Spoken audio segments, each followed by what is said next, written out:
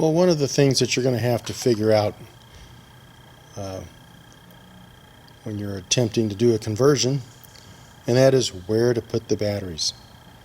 So this is under the front of a 1964 Volkswagen Karmann Ghia, and we're going to place some of the batteries where the fuel tank was. Now I've got them offset a little more than they will actually need to be, but they can't be perfectly centered typically because of this steering column that goes through. So the steering column will be off to the right here in the video, and so these may not be perfectly centered. They won't be as offset as I have them placed right now, but this is just to show that we're able to put 12 here, which is what we needed to accomplish, and I'll show you why in a moment. And that is, so we've got 3 across and 4 deep. Well, why 12? Well, 12 because that's what we were lacking after we put the cells in the rear here. In the rear, we were able to put 32. Now, we could put more, but 32 is what we wanted to put just so things fit comfortably. Now, these are sitting up higher than they'll be, just like the ones in the front. We're sitting on top of the gas tank. That'll be recessed down in the hole where the gas tank sits. And these will be recessed down. They're sitting on top of this seat bench right here. They will actually sit down on top of the tunnel. So they'll go down a few inches. And in the hardtop Karmann Ghias, we're able to put all 44 cells in the back here, as you've seen on our orange 1974 Karmann Ghia that we've used in a lot of videos. That's because with the convertible top, they have this piece here, which houses some of the components for the convertible top, and so they narrow in. It V's in, and so it gets narrower here, and it's just narrower here to start off with, but it gets smaller as we go to the back. So we're unable to put as many cells in this area as we can on a hardtop. We normally can put all 44 cells in the rear here, which keeps the weight nice placement.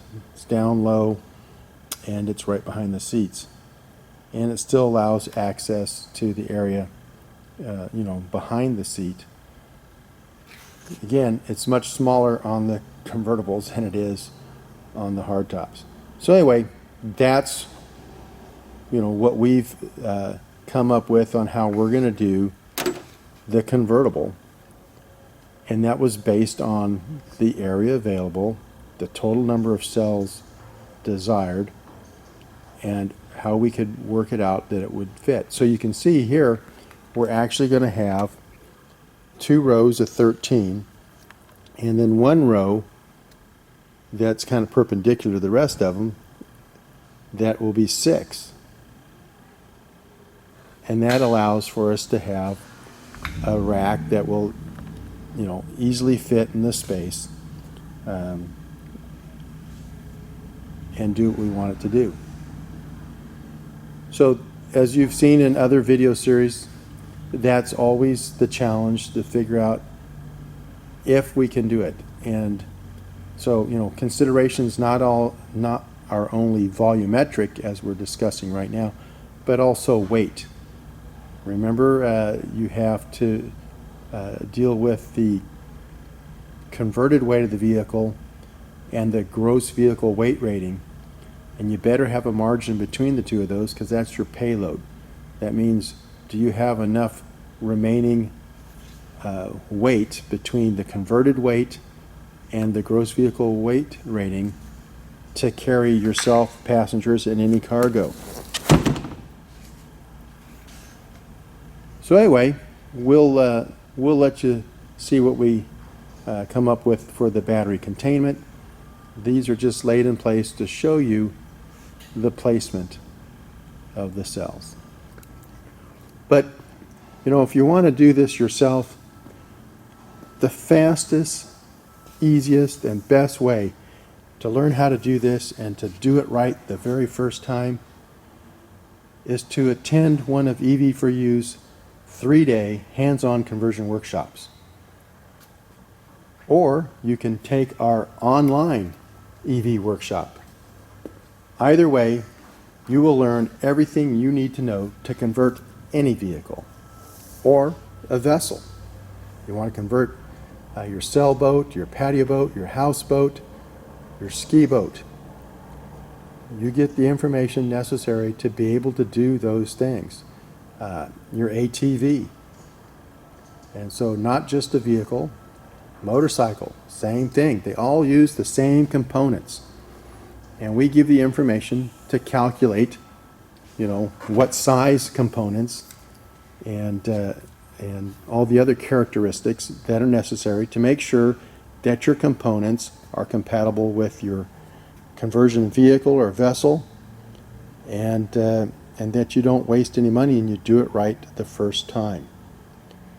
So the 3-day hands-on conversion workshops are conducted in our Northern California warehouse, and you know, people from all over the world have attended, and people from all over the world have done their own conversions. Many have started their own conversion businesses, and it's just a great opportunity to learn and meet other people, hear everybody's questions, and have a good learning experience and just a good time. But for those that don't want to have to travel to Northern California, don't have the time, whatever, our online EV workshops are actually more in-depth than our 3-day hands-on conversion workshops, because there isn't that 3-day time limitation. So they're quite in-depth. I believe there's 6 different vehicles that are featured in the video series, which is around 30 hours in length. And so you get a lot of information, a lot of examples, a lot of material.